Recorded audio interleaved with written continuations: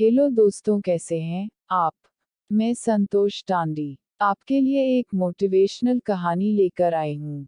यह कहानी आपको कैसी लगी कमेंट में जरूर बताना। एक बार की बात है। एक गांव में दो विद्वान रहा करते थे और वह चाहते थे कि वह काशी जाकर ज्ञान अर्जित करें।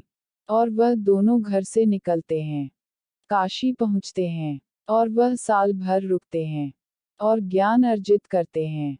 साल भर के बाद जब वे विद्वान बन जाते हैं और जब उन्हें लगता है कि हमने ज्ञान अर्जित कर लिया है और अब एक दूसरे से यह बताना चाहते थे कि मैं तुमसे ज्यादा ज्ञानी हूँ, लेकिन दोस्ती यारी थी और जो जैसा भी था, सब अच्छे से चल रहा था। सब कुछ हंसमुख स्वभाव के दोनों थे। और वहां से जब अपने गांव की ओर निकले तो सोचा उन्होंने कि अब गांव चले, तो गांव की ओर निकले पड़े। जैसे कि यह बहुत समय पहले की बात है। उस समय यातायात के कितने संसाधन नहीं हुआ करते थे।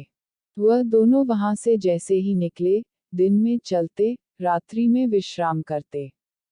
और एक बार की बात है, चलते चलते जैसे ही शाम हुई, एक धनी व्यक्ति का घर दिखाई दिया। सेठ का घर था और वहां पहुंचे और बोले कि हमें विश्राम करना है आज की रात्रि। और उन दोनों ने कहा कि सुबह यहाँ से प्रस्थान कर जाएंगे अपने गांव। वह सेठ बहुत ही अच्छा था और वह उन दोनों को अपने यहाँ ठहरने के लिए बोला, बिल्कुल आप आइए और रुक जाए। और उसने बहुत ही अच्छी खासी तैयारियां की, उनका स्वागत किया। और जब उसने सोचा कि उनके भोजन की व्यवस्था की जाए, भोजन की व्यवस्था करने से पहले हुए, वह सेठ उन दोनों से अलग अलग मिला। और पहले से सेठ मिला तो उससे बहुत सारी बातें एक दूसरे के बारे में बोली कि मैं उससे ज्यादा ज्ञानी हूँ, अरे वो तो फेल है।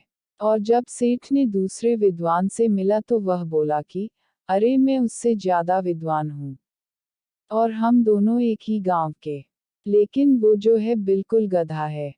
और यह बात उस सेठ को पसंद नहीं आई। सेठ को नाराजगी हुई है, बड़ा दिल दुख उस सेठ का। और वह चला गया उनके भोजन की व्यवस्था करने के लिए। और जैसे ही खाने के लिए उन दोनों विद्वानों को बुलाया गया और वह दोनों विद्वान खाने की कक्ष में पहुंचे, उनके सामने थाली में एक को चारा परोसा गया और एक को भूसा परोसा गया।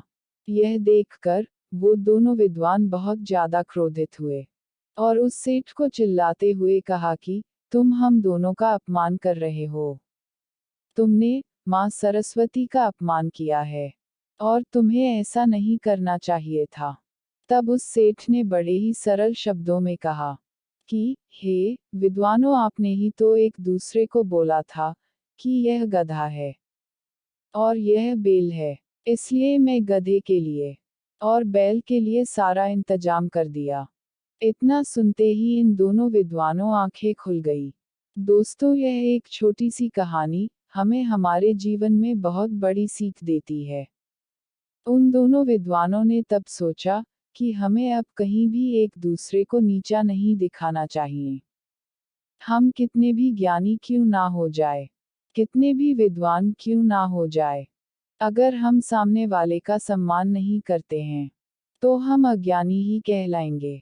दोस्तों, हमेशा आप कितना भी ज्ञान अर्जित करते, आप कितने भी ऊंचे पायदान में पहुंचे, आप कितने भी संपन्न हो जाए, कितने भी सफल हो जाए, हमेशा दूसरों का सम्मान करना सीखें।